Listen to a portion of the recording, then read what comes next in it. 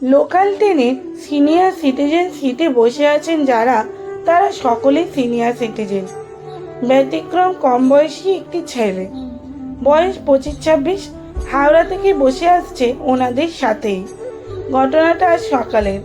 Up Medinipur local Tikiapara Dasnagar ছেড়ে train তখন রামরাজাতলা পৌঁছেছে।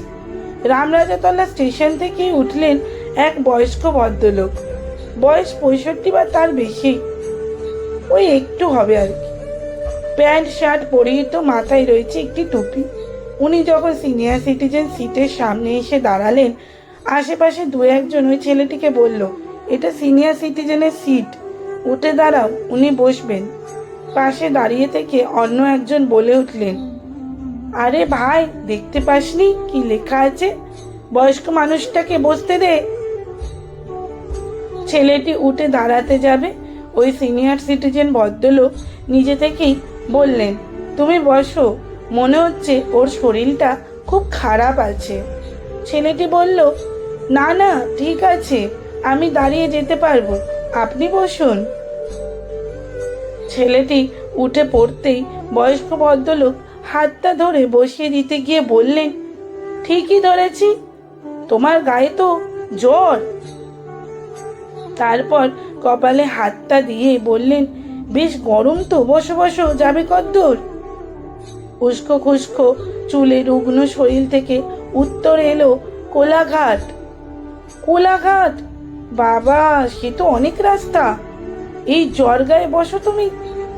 পাশে দাঁড়িয়ে থাকা অন্য একজন বলে উঠলেন, এইটা সিনিয়র সিটিজেনের সিট, আপনি বসছে বলছেন বটে, পরের স্টেশন থেকে কেউ সিনিয়র উঠলে তখন সেই সিট তো ছাড়তেই হবে।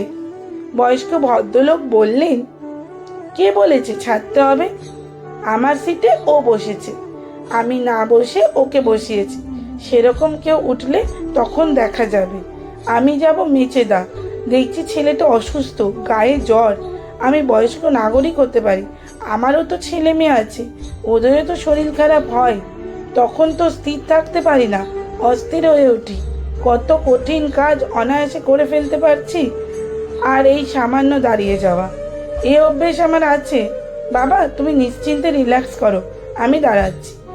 ছেলেটি ওনার মুখের দিকে একবার নিশ্চিন্তে তাকিয়ে একটা আশ্রয় পেয়ে বলে উঠল, কাল রাত থেকে জ্বর, বাড়ি ফিরছি আজ, আপনার অসুবিধা হলে বলবেন, আমি দাঁড়িয়ে যাব।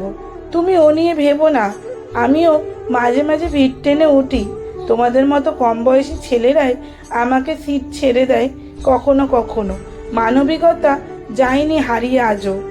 আমি দাঁড়িয়ে গেলে খুব একটা অসুবিধা হবে না, তোমার এই গায়ে জ্বর নিয়ে দাঁড়িয়ে যাওয়াটা অনেক কষ্টের, আমিও তো একজন বাবা, সুযোগ আছে বলেই এই পৃথিবীর সব সুযোগ গ্রহণ করতে নেই, কখনো কখনো ছেড়ে দিতে হয়। তোমার কাছে প্যারাসিটামল আছে? যদি না থাকে তাহলে দিচ্ছি, আমার ব্যাগে আছে। এই বলে ব্যাগ থেকে দুটো বিস্কুট আর ওষুধটা এগিয়ে দিয়ে বলল, দরকারি কিছু জিনিস ব্যাগে রাখি, কখন কি কাজে লাগে তাই। মাঝে মাঝে এই উল্টো পুরাণের ঘটনা দেখতে বেশ ভালো লাগে। ভদ্রলোককে দেখে আমার ভক্তি শ্রদ্ধার পারদ যেন অনেকটা উপরে উঠে গেল। বয়স্ক নাগরিকের আড়ালে এ এক স্নেহময় পিতা, অনেক বড় মানবিকতার নজির। কেউ নয়, অথচ কেউ একজন হয়ে ওঠা কজন পারে এমন করে ভাবতে? পথেই ছড়িয়ে থাকে এমন কত ক্ষীরা কণা, শুধু চিনতে পারি না তাদের। আমার গন্তব্য আসতেই ট্রেন থেকে আমি নেমে এলাম এক রাশ ভালো লাগা নিয়ে। বুঝলাম পৃথিবীটা পুরোপুরি স্বার্থপরতায় এখনো ভরে যায়নি, ভালো মানুষ আছে, থাকবেও। প্রার্থনা করলাম এমন মানুষ বেঁচে থাকুক হাজার বছর। কলমে সরজিৎ ঘোষ আর পাঠে অঞ্জলি ঘোষ। লেখাটি কেমন লাগলো অবশ্যই কমেন্টে জানাতে কিন্তু একদমই ভুলবেন না। আর যদি ভালো লেগে থাকে তাহলে একটি ছোট্ট লাইক ও শেয়ার করা অনুরোধ রইল আপনাদের কাছে। আর হ্যাঁ, ভিডিওটি কে কোথা থেকে দেখছেন সেটাও কিন্তু কমেন্টে জানাতে একদমই ভুলবেন না। ধন্যবাদ, সবাই খুব ভালো থাকবেন।